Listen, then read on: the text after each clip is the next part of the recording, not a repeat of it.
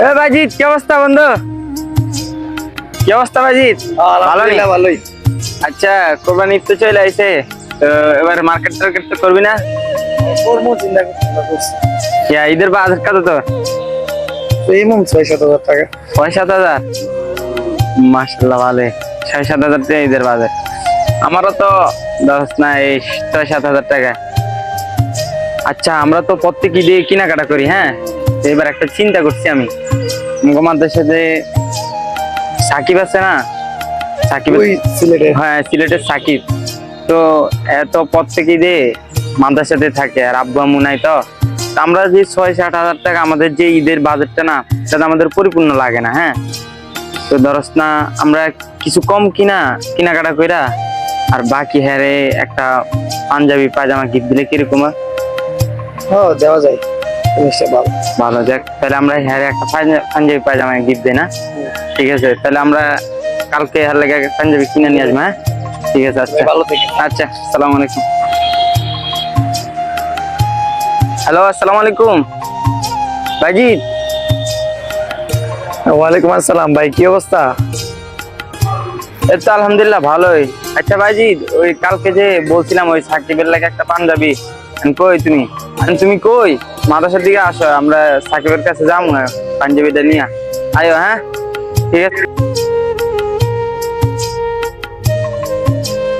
আসসালামু আলাইকুম। কি অবস্থা ভাই?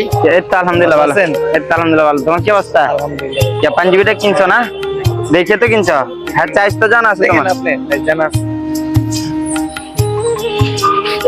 ঠিক আছে, সুন্দর হয়েছে কালারটা।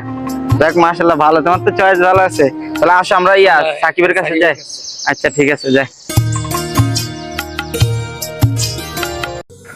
পুরো মাদ্রাসা বন্ধ, সকল ছাত্ররা বাড়িতে চলে গেল।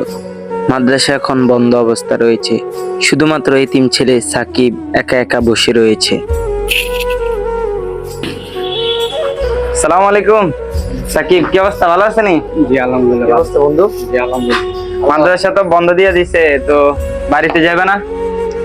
আমাদের মা বাবা নেই, আমরা তিন মানুষ কিভাবে বাড়িতে যাব?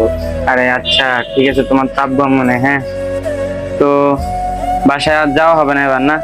মা বাবা নাই, কি হয়েছে? আমরা বড় ভাই আছি, আমাদের সাথে ঈদ করবো। আমাদের বাড়ি তো এই গ্রামে, মাদ্রাসা বন্ধ দিছে, ইনশাল্লাহ আমরা তোমার সাথে ঈদ করবো। তো ঈদের মার্কেট হয়েছে না তোমার? জি না, আমরা এতিম মানুষ, আমাদের কিসের আবার মার্কেট? ও আচ্ছা, তো আমি আর বাইজি দিয়ে তোমার জন্য একটা পাঞ্জাবি আনছি, দেখো কিরকম লাগে তোমার কাছে, দেখো। জি জি আলহামদুলিল্লাহ, অনেক সুন্দর। ঠিক আছে, জি আলহামদুলিল্লাহ। ঠিক আছে, আমরা তোমার সাথে ঈদ করবো এবার।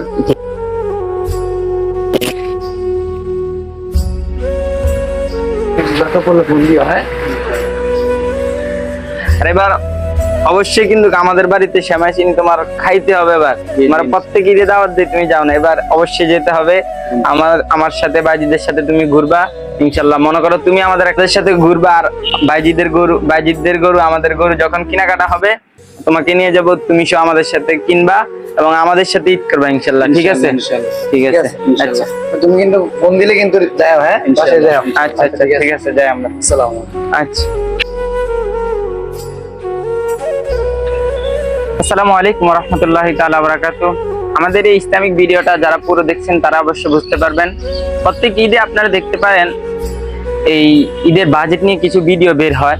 তো আপনারা দেখতে পারেন ওই ঈদের বাজেটের ভিডিওগুলোতে এক একজনের বাজেটের কথা বললে ওনারা 60,000, 1 লাখ, 5 লাখ এরকম বাজেটের কথা বলে।